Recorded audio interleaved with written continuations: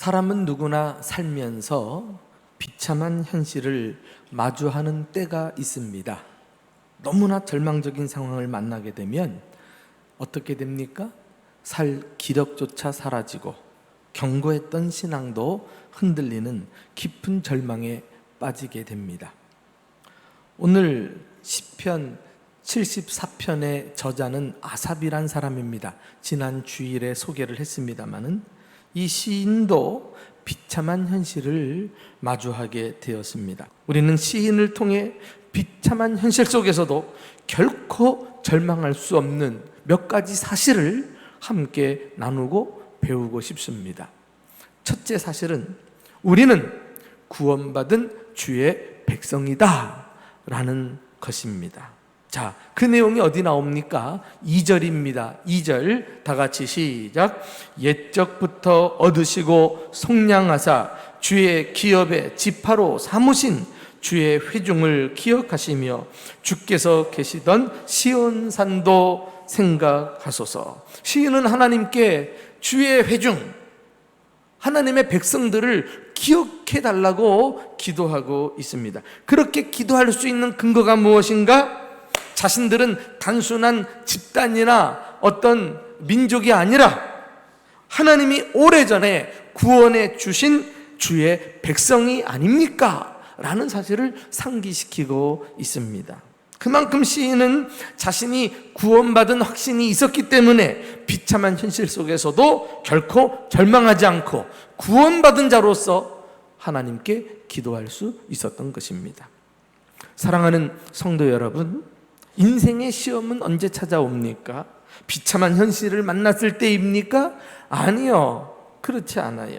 시험은 내가 구원받은 자라는 사실을 잊을 때 찾아오는 것입니다. 어떤 환경 속에 들어가 있어도 나의 구원이 흔들리지 않는다면 끄떡없는 거예요. 구원관이 확실한 사람은 절대로 절망하지 않습니다. 상황에 따라 일희일비하지 않는다는 거예요. 성경적 구원관이 무엇입니까? 시인이 고백한 내용 중에 잘 나와 있어요. 우리가 저절로 그냥 주의 백성이 된 것이 아닙니다. 옛적부터 얻으시고 속량하사 주의 기업의 지파로 삼으셔서 구원해내신 주의 백성들이에요. 이렇게 명료하면서도 간단하지만은 구원의 의미를 다 담고 있는 표현은 성경에 많지 않을 것입니다.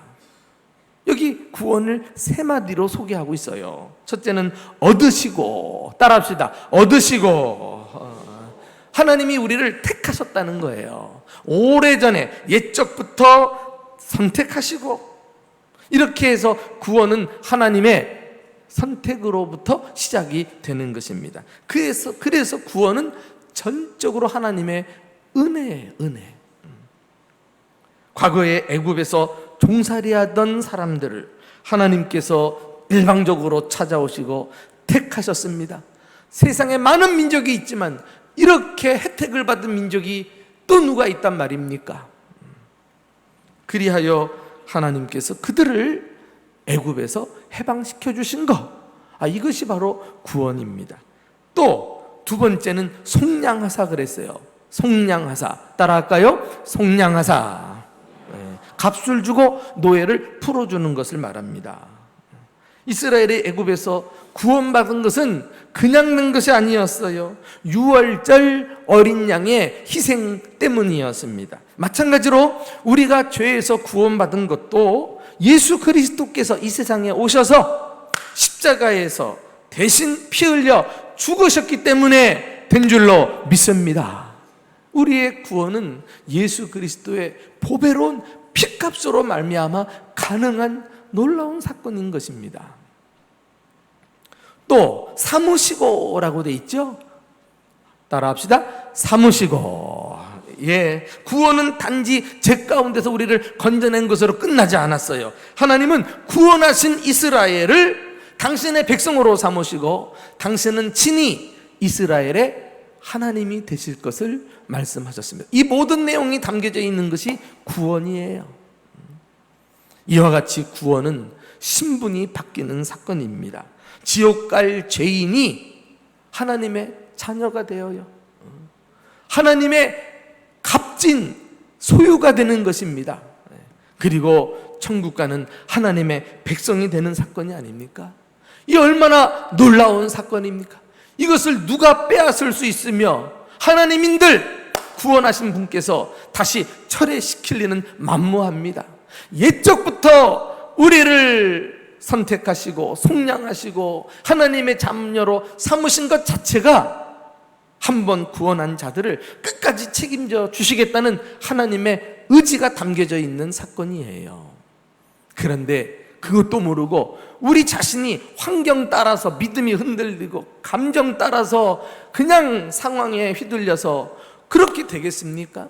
그때 딱 기억하세요. 내가 어떤 존재인가? 하나님의 이 놀라운 구원을 체험한 하나님의 백성이 아닌가? 그 하나님은 이 상황 속에서도 나를 끝까지 책임져 주실 것이다. 할렐루야. 내 구원은 누구도 빼앗아 갈 수 없다. 이걸 여러분들이 딱 붙드는 순간 우리는 비참한 현실에서도 절망하지 않는다니까.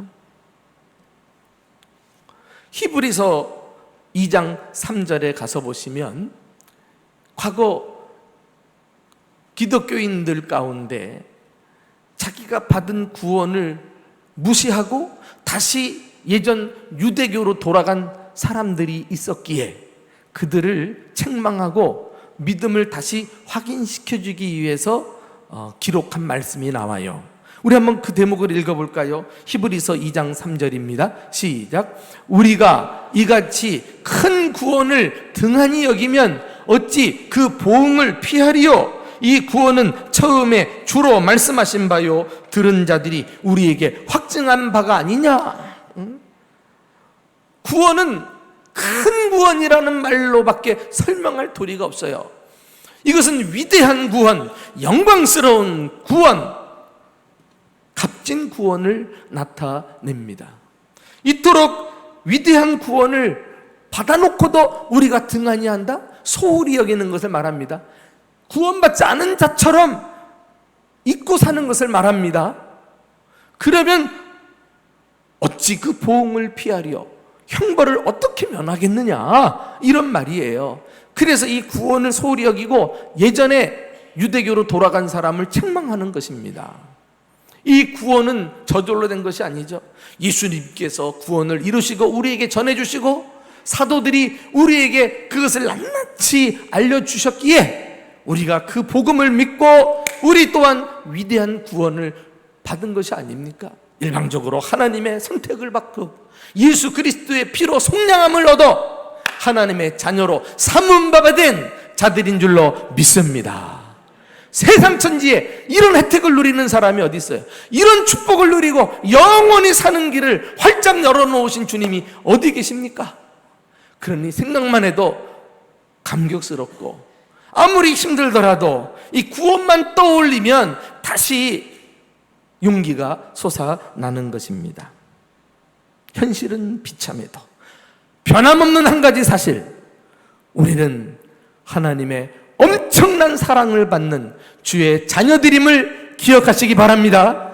주님이 예수 그리스도의 핏값으로 우리에게 주신 구원은 누구도 빼앗아 갈 수 없습니다.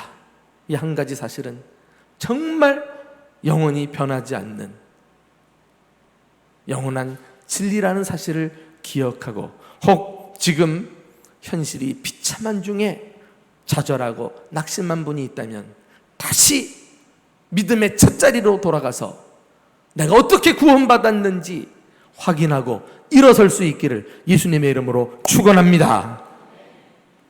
두 번째 사실은 하나님은 언제나 우리 왕이시다라는 것입니다. 시인은 자신이 구원받은 자라는 사실을 고백했을 뿐만 아니라 하나님이 또 어떤 분이신가에 대해서도 고백하고 있어요. 자, 그 내용이 12절 오늘 본문의 중간에 나옵니다. 그냥 생각 없이 읽다가 훌쩍 지나가는 건데 이걸 놓치면 안 돼요. 중요하기 때문에 그래요. 자, 시작. 하나님은 예로부터 나의 왕이시라 사람에게 구원을 베푸셨나이다. 시인은 하나님을 나의 왕이라고 고백합니다. 그런데 이렇게 고백할 때가 언제입니까? 잘 나갈 때입니까? 형통할 때입니까? 아니요. 우리가 이미 알고 있는 대로 나라는 멸망당했습니다. 성전은 불탔고요, 회당은 파괴된 비참한 현실 속에서 하나님은 우리 왕이십니다. 이렇게 지금 고백하고 있는 거 아닙니까? 이 고백이 나와야 현실 속에서 절망을 딛고 일어설 수 있어요. 사실 우리가 구원받았으면 하나님은 나의 왕이라는 사실을 누구나 다 압니다. 그러나 비참한 현실 속에서도 이 고백을 동일하게 할 수 있는가? 이건 또 다른 문제예요. 결코 쉽지 않습니다. 우리가 하나님을 왕으로 고백할 수 있다는 것은 하나님의 주권적 통치를 인정하는 것을 말해요. 이 말은 지금 이 비참한 현실도 하나님의 다스리심을 깨닫고 수용하는 것을 말합니다. 믿음으로 말이죠. 현실은 아무리 절망스럽지만 하나님은 여전히 우리 삶을 주관하시고 다스리고 계시는 것이구나. 이것이 고백되는 것, 참 신앙인의 태도라고 말할 수 있습니다. 욥이 그랬어요. 욥은 당대의 최고 부자였을 뿐만 아니라 의인이었어요. 믿음이 좋았던 사람입니다. 그런데요, 사탄 마귀는 욥이 돈이 많으니까, 하나님이 욥에게 돈을 많이 주니까 그것 때문에 잘 믿는다고 이야기합니다. 그러나 하나님은 욥의 믿음을 의심하지 않았어요. 실제로 사탄 마귀가 욥에게서 재산을 몰수해 갑니다. 그의 10명이나 되는 자녀들을 한순간에 다 목숨을 빼앗아 갑니다. 그리고 욥은 건강마저도 잃게 되었어요. 이처럼 비참한 현실이 또 어디 있단 말입니까? 아마도 웬만한 사람은 이런 상황에서 할 수 있는 일은 아무것도 없을 거예요. 망연자실 하지 않았겠어요? 그런데 욥은 달랐어요. 그 순간 욥이 비참한 현실 속에서 뭐라고 고백한 줄 아셔요? 자, 우리 한번 요걸 배웠으면 좋겠는데, 욥기 1장 20절, 21절 다 같이 시작. 욥이 일어나 겉옷을 찢고 머리털을 밀고 땅에 엎드려 예배하며. 여러분, 이 옷을 찢고 머리털을 밀었다는 것은 극도의 슬픔을 표현하는 행위입니다. 이 슬픔을 가지고 욥은 어떻게 했는가? 제일 먼저 한 일이 땅에 엎드려 예배하며. 여러분, 현실은 어려워도 하나님께 나와 예배하는 자는 살아날 줄로 믿습니다. 이게 우리가 문제 풀어가는 방식이에요.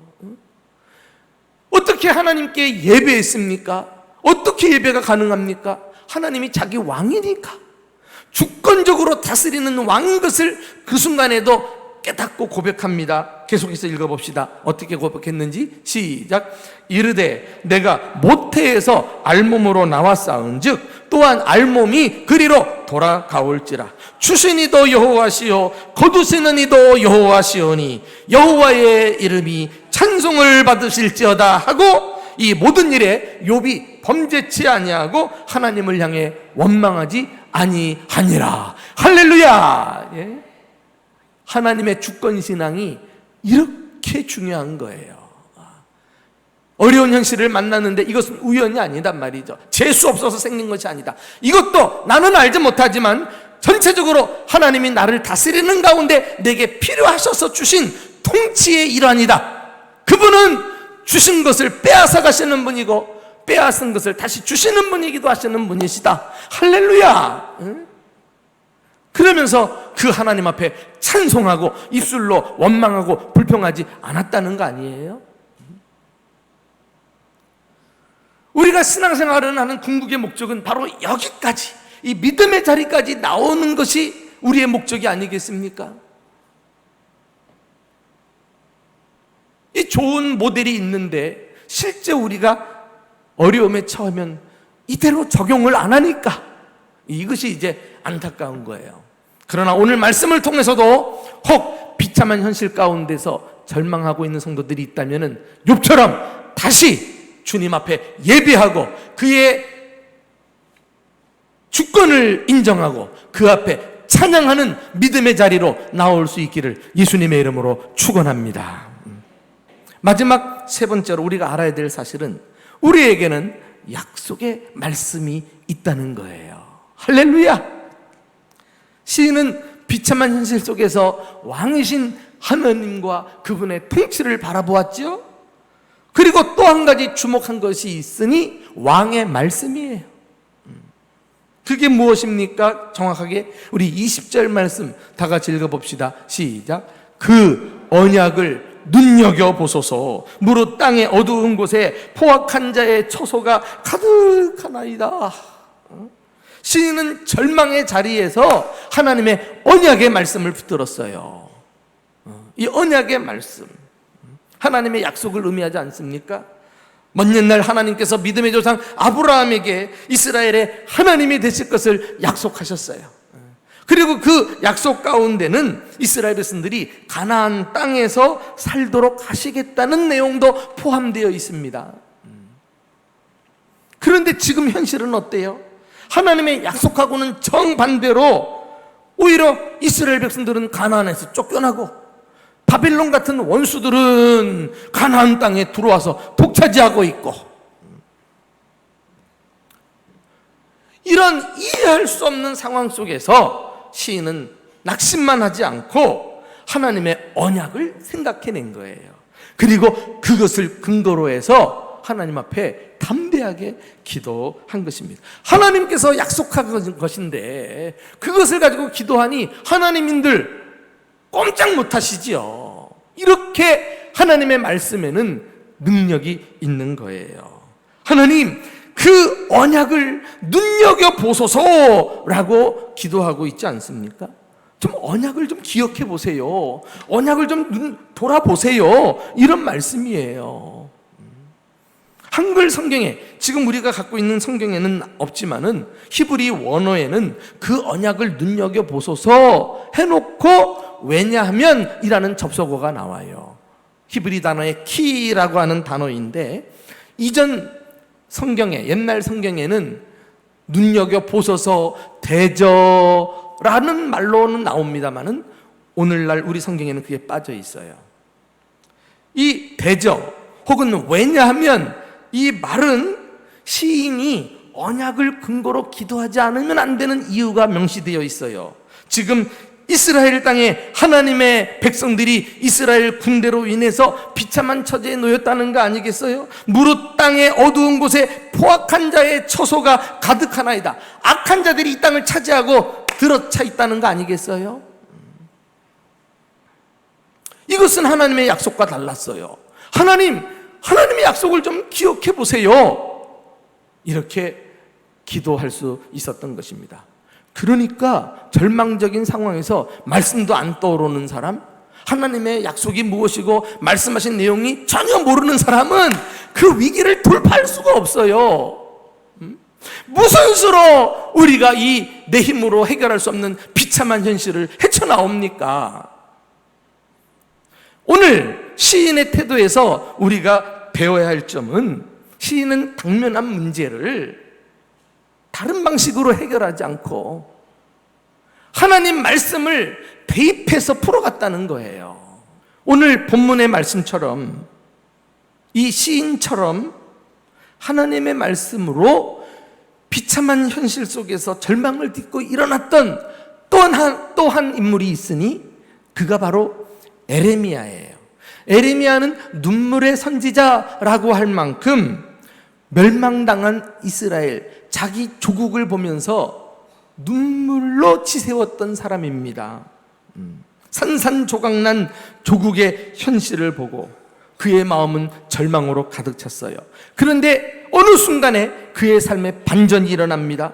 현실은 변하지 않고 그대로인데 절망이 소망으로 바뀌어버렸어요. 어떻게 이런 신기한 일이 일어납니까? 말씀으로, 하나님의 약속으로. 자, 우리 에레미야의 고백을 직접 읽어보실까요? 우리가 배웠으면 좋겠어요.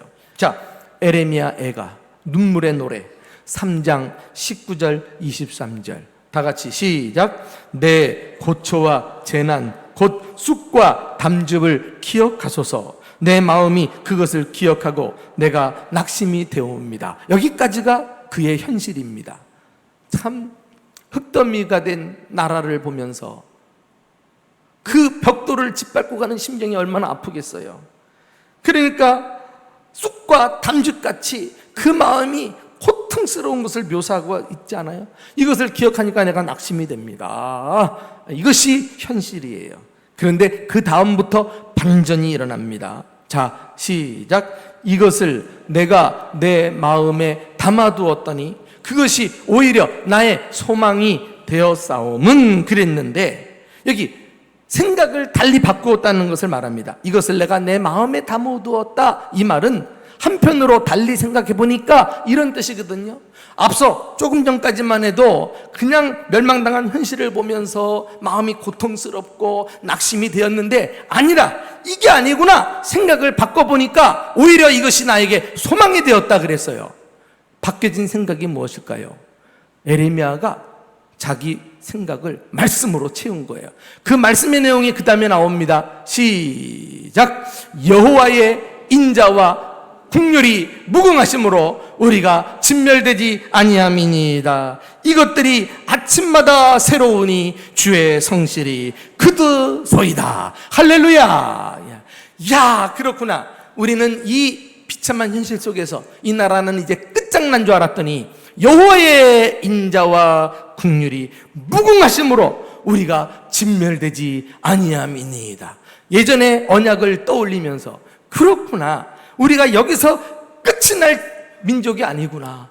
하나님의 그 약속의 말씀을 붙잡고 하나님이 얼마나 사랑과 긍휼이 많으신 분인지를 깨닫고 달리 생각해 보니까 막 소망이 일어나는 거예요. 그러면서 이것이 아침마다 새롭다 그랬어요. 무엇을 말합니까? 아침마다 이 말씀을 묵상한 거예요. 아침마다 하나님의 약속을 되새김질해 본 거예요. 어려운 현실 속에서 말씀을 읽고 말씀을 묵상하고 말씀을 외우고 말씀을 가지고 기도하기 시작했더니 주의 성실이 그도소이다. 그 비참한 현실은 간 곳 없고 하나님이 성실하심으로 크게 자신을 둘러 감싸고 있다는 것을 발견하지 않았습니까? 할렐루야! 문제는 이렇게 풀어가는 거예요. 이것만이 우리가 능히 문제를 해결할 수 있는 유일한 방법이에요. 다른 것은 사탕발림이에요. 근본적으로 우리 문제를 해결해 주지도 못해요. 사랑하는 성도 여러분, 그러므로 고난을 만났을 때 여러분은 어떻게 문제를 해결하십니까? 이것을 오늘 본문을 통해서 우리가 배워야 합니다. 만일 이렇게 하나님의 말씀을 늘 묵상하고 절망적인 문제 속에서 말씀을 떠올릴 수만 있다면 그 사람은 이미 문제 해결을 받은 사람이에요. 그 말씀이 여러분들에게 소망을 줄 것입니다. 마음의 위안을 줄 것입니다. 무엇보다도 마음속에 가득 차 있는 말씀이 나를 가만두지 않아요. 반드시 문제로부터 나를 벗어나게 해줍니다. 이게 말씀의 능력이에요. 한번 믿고 실천해 보세요. 말씀을 심령 속에 차곡차곡 쌓아두어 가는데 한번 여러분들이 목표를 두고 살아보세요. 말씀의 이끌림을 경험할 거예요. 나는 이 말씀을 어떻게 생각합니까? 장애물이 왜 없겠어요? 우리가 장애물을 만나는 것이 현실인데 하나님은 왕으로서 우리 앞길에 좋은 것 나쁜 거 병행해서 우리 삶을 이끌어 주시는데 장애물도 있겠지요. 만나겠지요. 그러나 주의 법에 딱 붙들리는 사람은 그 말씀이 그 장애물을 만나도 뛰어넘게 한다니까, 피해가게 한다니까, 이기게 한다니까. 할렐루야. 우리 대전중복의 성도들은 이 말씀의 능력과 말씀의 위력을 경험하며 사시기를 주님의 이름으로 축원합니다.